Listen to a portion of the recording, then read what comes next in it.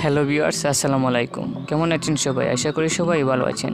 বর্তমানে যারা Xiaomi ব্র্যান্ডের Redmi Note 9 কেনার কথা ভাবছেন তাদের জন্য মূলত আজকের এই ভিডিও। আজকের ভিডিওতে জানাবো এটির তিনটি ভ্যারিয়েন্টের মধ্যে কোন ভ্যারিয়েন্টটি আপনার জন্য বাজেট বিবেচনায় কেনা উচিত হবে এবং জানাবো এই বাজেটগুলোর মধ্যে অন্য কোনো ব্র্যান্ডের এর চেয়ে ভালো স্মার্টফোন রয়েছে কিনা। সো আর কথা না বাড়িয়ে চলুন ভিডিওটি শুরু করি।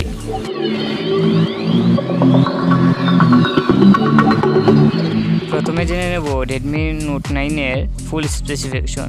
এরপরে জানাবো এটির কোন ভেরিয়েন্টটি বাজেট বিবেচনায় আপনার জন্য কেনা উচিত হবে এবং কোনটি কেনা উচিত হবে না।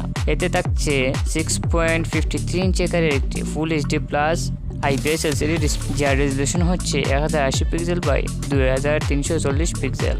এতে প্রোটেকশন হিসেবে থাকছে কর্নিং গরিলা গ্লাস 5। এর পেছনের দিকে থাকছে 48 মেগাপিক্সেলের rear camera, 8 megapixel ultrawide lens, 2 মেগাপিক্সেলের ম্যাক্রো এবং 2 মেগাপিক্সেলের একটি ডেপথ সেন্সর। ফ্রন্টে থাকছে 13 মেগাপিক্সেলের একটি সেলফি ক্যামেরা। এতে চিপসেট হিসেবে থাকছে MediaTek Helio G85, যেটি 12 nm টেকনোলজির উপর বেস্ট করে তৈরি করা। প্রসেসর হিসেবে থাকছে অক্টাকোর, যেটি স্পিড হচ্ছে 2.0 GHz। জিপিইউ হিসেবে থাকছে Mali G52 MC2।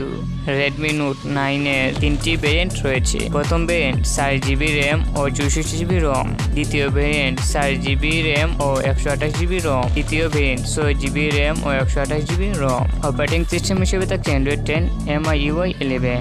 এটিতে ব্যাটারি হিসেবে থাকছে 5020 mAh একটি মেসিভ ব্যাটারি এবং থাকছে 8 ওয়াটের ফাস্ট চার্জিং সাপোর্ট এবং 9 ওয়াট রিভার্স চার্জিং সাপোর্ট। এখন জানাবো বাজেট বিবেচনায় কোন ভেরিয়েন্টগুলো আপনার জন্য কেনা উচিত হবে এবং জানাবো বাজেট বিবেচনায় এগুলোর মধ্যে অন্য কোনো ব্র্যান্ডের চেয়ে ভালো স্মার্টফোন রয়েছে কিনা। এটি 464GB ভ্যারিয়েন্টের প্রাইস বাংলাদেশে রাখা হয়েছে 18,999 টাকা। আপনি এই বাজেটে এটি না কিনে Samsung Galaxy M21 কিনতে পারেন। Samsung Galaxy M21 এই বাজেটের মধ্যে সেরা একটি স্মার্টফোন।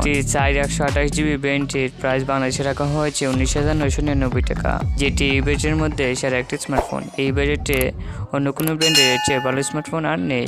আপনি যদি 21,999 টাকা দিয়ে 6GB 128GB ভ্যারিয়েন্টটি কিনেন তাহলে এটিও এভারেজের মধ্যে ভালো একটি স্মার্টফোন। আপনি যদি গেম খেলার জন্য কিনেন তাহলে এটি আপনি কিনতে পারেন, আর যদি রেগুলার ইউজের জন্য কিনেন তাহলে Vivo Y51 কিনতে পারেন।